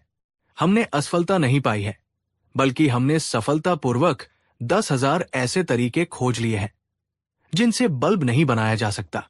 उन्होंने आगे कहा, हर गलत प्रयास हमें सही प्रयास के एक कदम और करीब ला रहा है। मैं हारा नहीं हूं, मैं सीख रहा हूं। ये नजरिया ही उनकी सफलता का राज था। वो हर हार को एक सबक मानते थे, जो उन्हें उनकी मंजिल के और करीब ले जा रहा था। और अंत में उनकी इसी लगन और सीखने की कला ने पूरी दुनिया को रोशन कर दिया। दृश्य एडिसन का चेहरा जब पहली बार बल्ब जलता है, उनकी आंखों में सफलता की नहीं, बल्कि सीखने की यात्रा की संतुष्टि है। दोस्तों, क्या आप भी अपनी असफलताओं से डरते हैं? क्या आप भी उन्हें अपनी पहचान बना लेते हैं?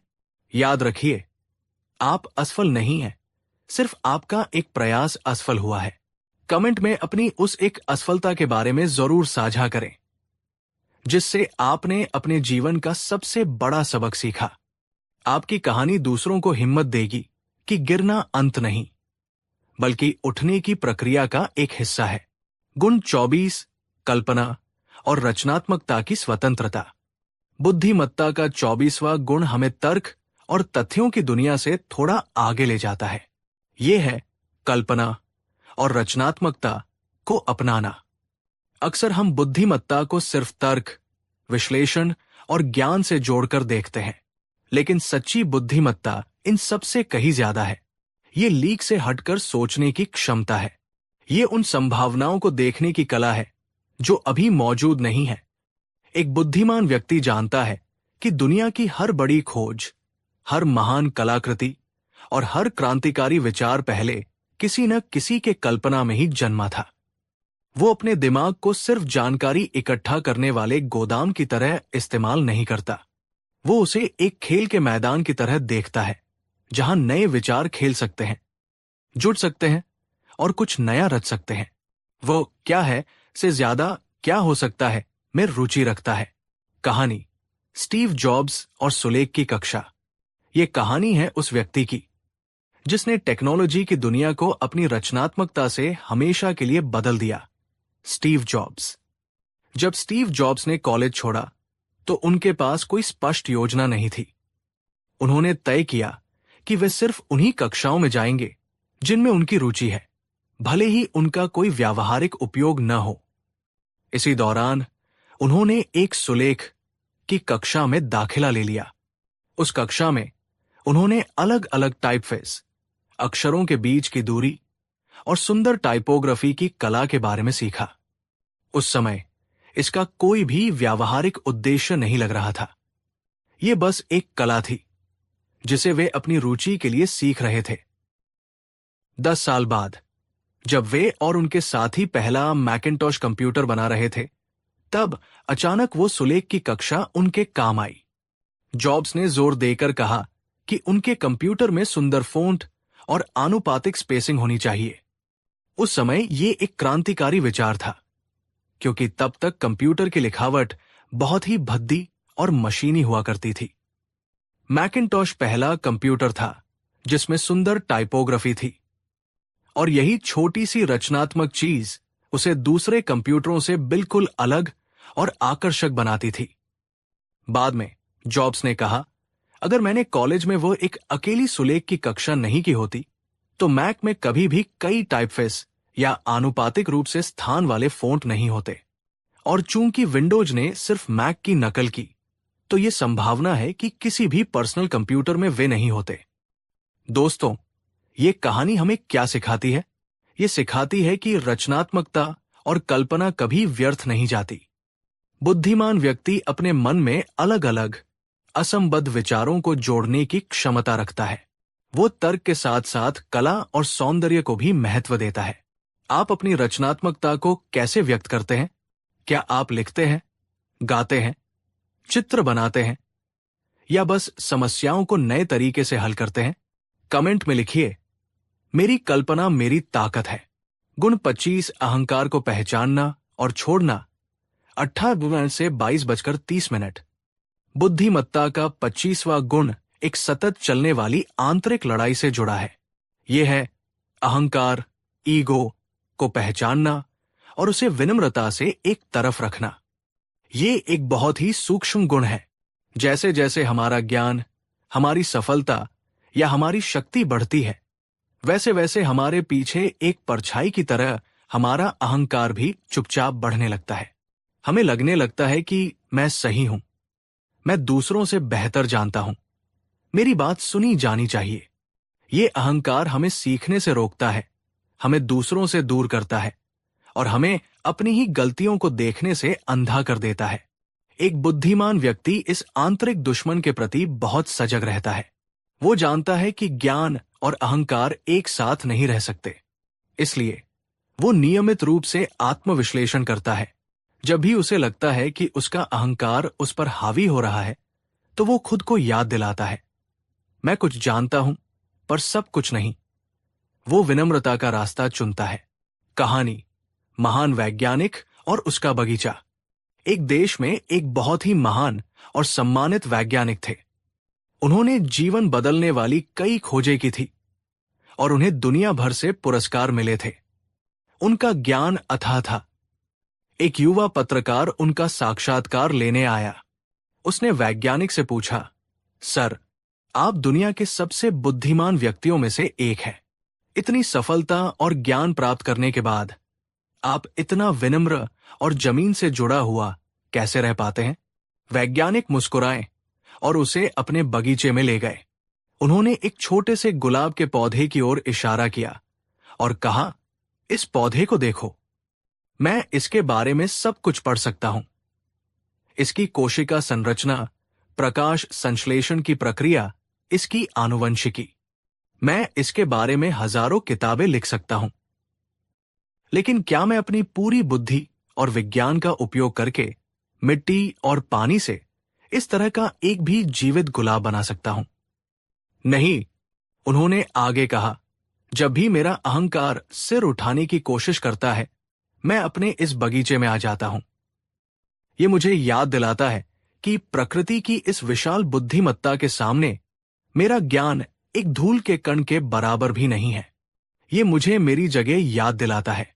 दोस्तों, बुद्धिमान व्यक्ति अपनी उपलब्धियों पर गर्व करता है, लेकिन उसे अपने अस्तित्व की विशालता के सामने अपनी छोटापन का भी एहसास होता है। ये एहसास ही उसे विनम्र बनाए रखता है।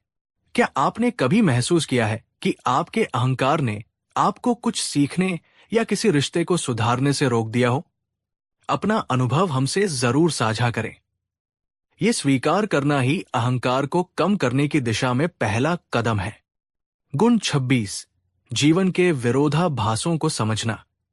बचपन में हम दुनिया को काले और सफेद में देखते हैं। अच्छा या बुरा, सही या गलत, सफलता या असफलता। लेकिन एक बुद्धिमान व्यक्ति ये समझता है कि जीवन इन चरम सीमाओं में नहीं, बल्कि अनगिनत ग्रे शेड्स में जिया जाता है। वो जानता है कि कभी कभी मजबूत दिखने के लिए आपको अपनी कमजोरी को स्वीकार करना पड़ता है। कभी कभी कुछ पाने के लिए आपको कुछ छोड़ना पड़ता है। सबसे बड़ी स्वतंत्रता अक्सर सबसे बड़े अनुशासन से आती है। जो व्यक्ति सबसे ज्यादा शांत दिखता है, हो सकता है उसके अंदर सबसे शक्तिशाली विचार चल रहे हों। वो इन विरोधाभासों से असहज नहीं होता। वो जानता है कि सत्य अक्सर दो विपरीत दिखने वाली चीजों के बीच संतुलन में छिपा होता है। ये समझ उसे कट्टरपंथी या जजमेंटल होने से बचाती है। कहानी, लाओ त्से और बहता हुआ पानी। चीन के महान दार्शनिक लाओ त्से, जो ताओवाद के संस्थापक थे, अक्सर पानी का उदाहरण देते थे। वे कहते थे, इस दुनिया में पानी से ज्यादा नरम और कमजोर कुछ भी नहीं है, लेकिन कठोर और मजबूत चीजों को काटने में उससे बेहतर कुछ भी नहीं है। ये एक विरोधाभास है। पानी नरम है, लेकिन वो सबसे कठोर चट्टानों को भी समय के साथ काट सकता है। पानी का कोई आकार नहीं है, लेकिन वो किसी भी आकार में ढल सकता है। वो हमेशा नीचे की ओर बहता है, विनम्रता से, लेकिन अंत में वो सबसे ऊंचे पहाड़ों से भी जीत जाता है और समुद्र में मिल जाता है। लाओ त्से सिखाते थे कि बुद्धिमान व्यक्ति को पानी की तरह होना चाहिए, नरम लेकिन शक्तिशाली, लचीला लेकिन दृढ़, विनम्र लेकिन अजेय। उसे ये समझना चाहिए कि सच्ची ताकत कठोरता में नहीं, बल्कि लचीलेपन में है। सच्ची सफलता आक्रामक होने में नहीं, बल्कि समय के साथ धैर्यपूर्वक लगे रहने में है। दोस्तों, क्या आप भी जीवन को सिर्फ सही और गलत के चश्मे से देखते हैं? क्या आपने कभी जीवन के ऐसे किसी विरोधाभास को महसूस किया है, जहां दो विपरीत बातें एक साथ सच लग रही हों? उस बीच की जगह को महसूस करना ही बुद्धिमत्ता की निशानी है। गुण 27, खुद को अपडेट करते रहना। बुद्धिमत्ता का 27वां गुण आज के तेजी से बदलते युग में सबसे ज्यादा जरूरी है। ये है खुद को लगातार अपडेट और अनलर्न करने की क्षमता। हम सब अपने जीवन में बहुत सारे विश्वास, आदतें और विचार इकट्ठा कर लेते हैं, लेकिन समय के साथ उनमें से कुछ पुराने और अप्रासंगिक हो जाते हैं। एक साधारण व्यक्ति इन पुराने विचारों से चिपका रहता है क्योंकि वे उसके कंफर्ट जोन का हिस्सा होते हैं। वो कहता है, हम तो हमेशा से ऐसे ही करते आए हैं। लेकिन एक बुद्धिमान व्यक्ति जानता है कि विकास के लिए पुरानी और अनुपयोगी चीजों को छोड़ना उतना ही जरूरी है जितना नई चीजों को सीखना। वो अपने दिमाग को एक हार्ड ड्राइव की तरह देखता है जिसमें से समय समय पर पुरानी फाइलों को डिलीट करना और नए सॉफ्टवेयर को इंस्टॉल करना जरूरी होता है। वो अपने सबसे प्यारे विश्वासों पर भी सवाल करने से नहीं डरता। ये अननिंग की प्रक्रिया बहुत साहस की मांग करती है। कहानी लोहार और उसकी तलवार। एक गांव में एक बहुत ही प्रसिद्ध लोहार था जो अपनी बनाई हुई तलवारों के लिए जाना जाता था। उसकी तकनीक पीढ़ियों से चली आ रही थी।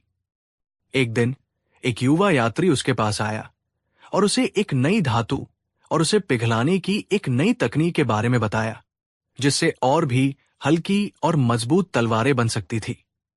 लोहार ने पहले उसे झिड़क दिया, मैं 40 साल से तलवारें बना रहा हूं, मुझे मत सिखाओ।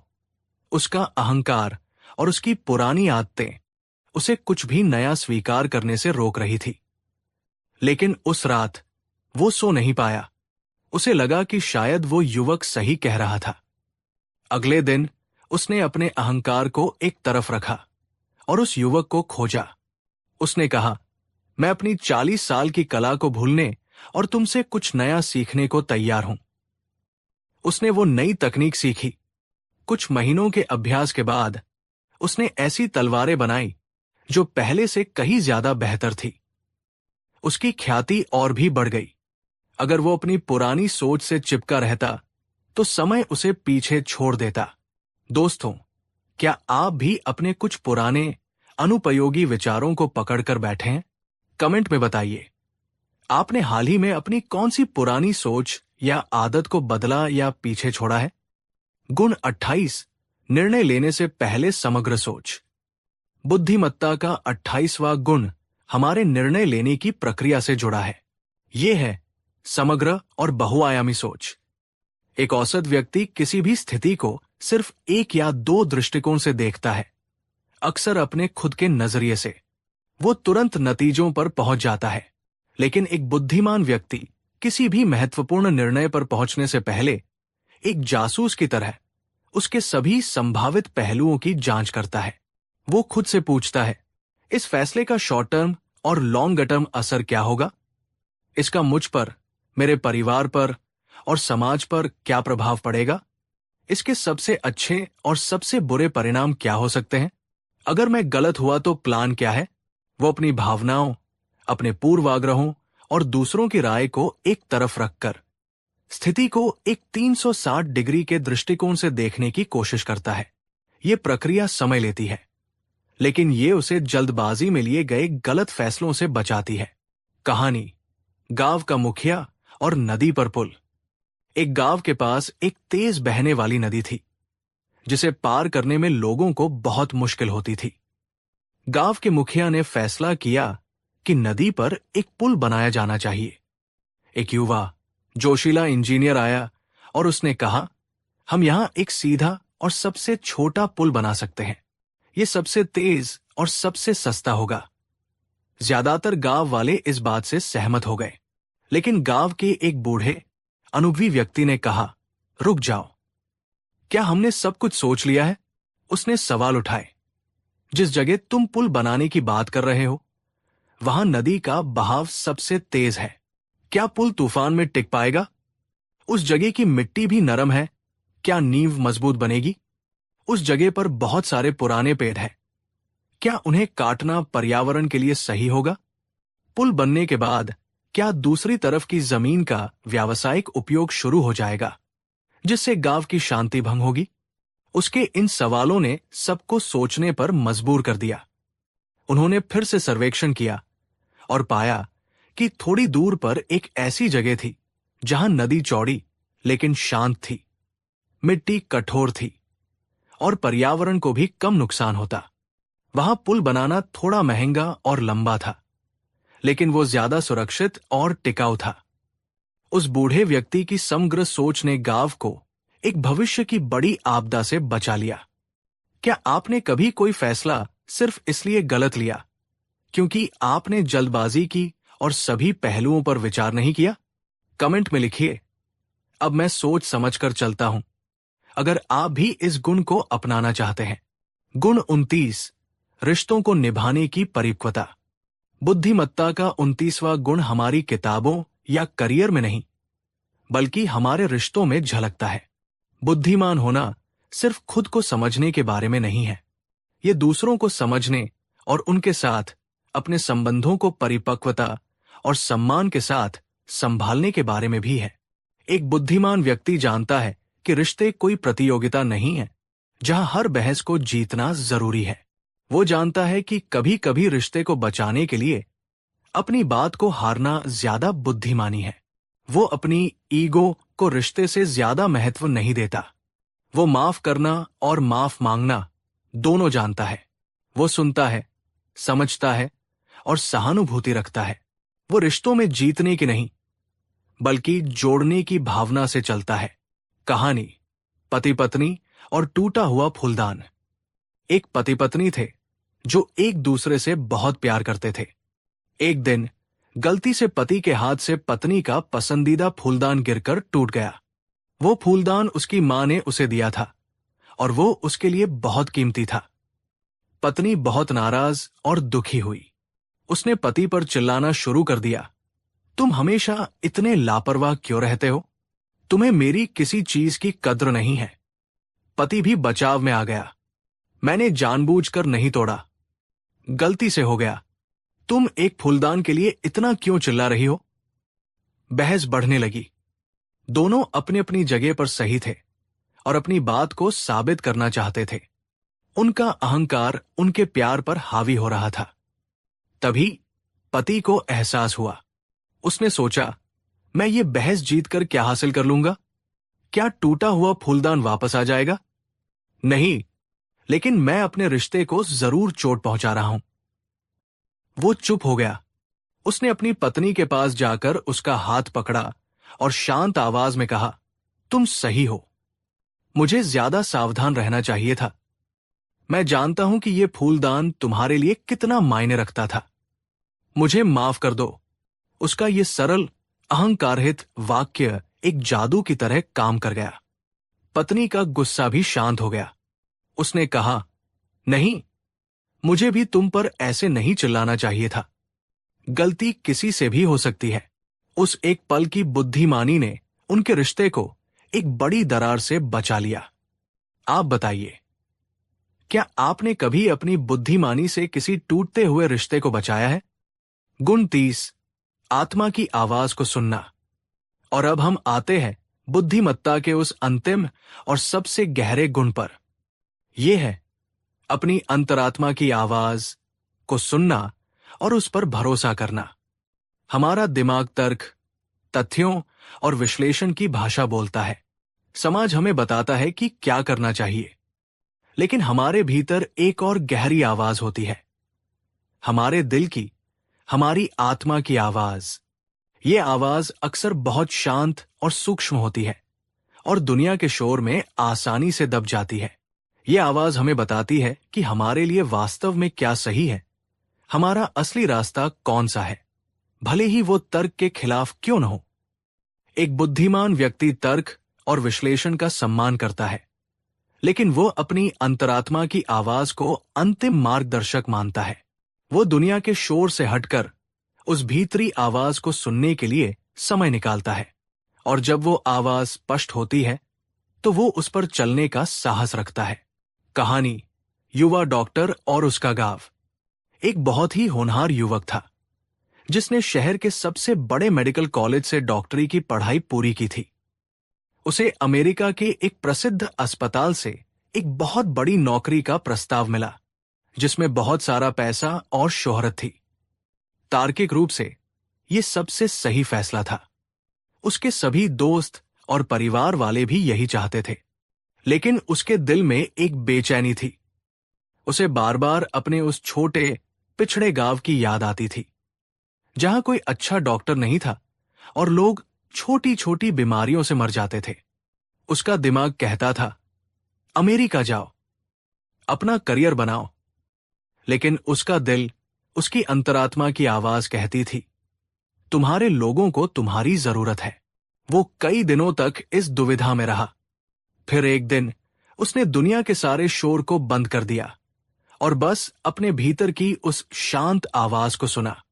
उसे एक अद्भुत शांति और स्पष्टता महसूस हुई। उसने अमेरिका का प्रस्ताव ठुकरा दिया और अपने गांव वापस लौट आया। उसने वहां एक छोटा सा क्लिनिक खोला। शुरू में लोगों ने उसे बेवकूफ कहा, लेकिन उसने जो आत्मसंतुष्टि और अपने लोगों की सेवा करके जो खुशी पाई, वो करोड़ों रुपए से भी बढ़कर थी। वो अपने जीवन के हर दिन को एक उद्देश्य के साथ जीता था।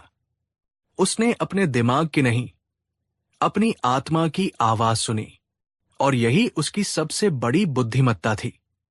आप कितनी बार अपने दिल की आवाज को अनसुना कर देते हैं क्योंकि दुनिया कुछ और कह रही होती है, और कब आप उसका अनुसरण करने का साहस दिखाते हैं? अगर इन बातों ने आपके हृदय में कोई नई जगह बनाई है, अगर इन्होंने आपको एक पल के लिए भी रुककर सोचने पर मजबूर किया है, तो इस ज्ञान की यात्रा को आगे बढ़ाने में हमारा सहयोग करें। इस वीडियो को एक लाइक जरूर करिए और इस वीडियो को अपने परिवार और मित्रों के साथ शेयर करिए, क्योंकि ज्ञान का प्रकाश साझा करने से ही फैलता है। अपना कीमती समय देने के लिए आपका बहुत बहुत धन्यवाद। अपना ध्यान रखिए और अपनी बुद्धिमत्ता को हर दिन एक साधना की तरह जीते रहिए।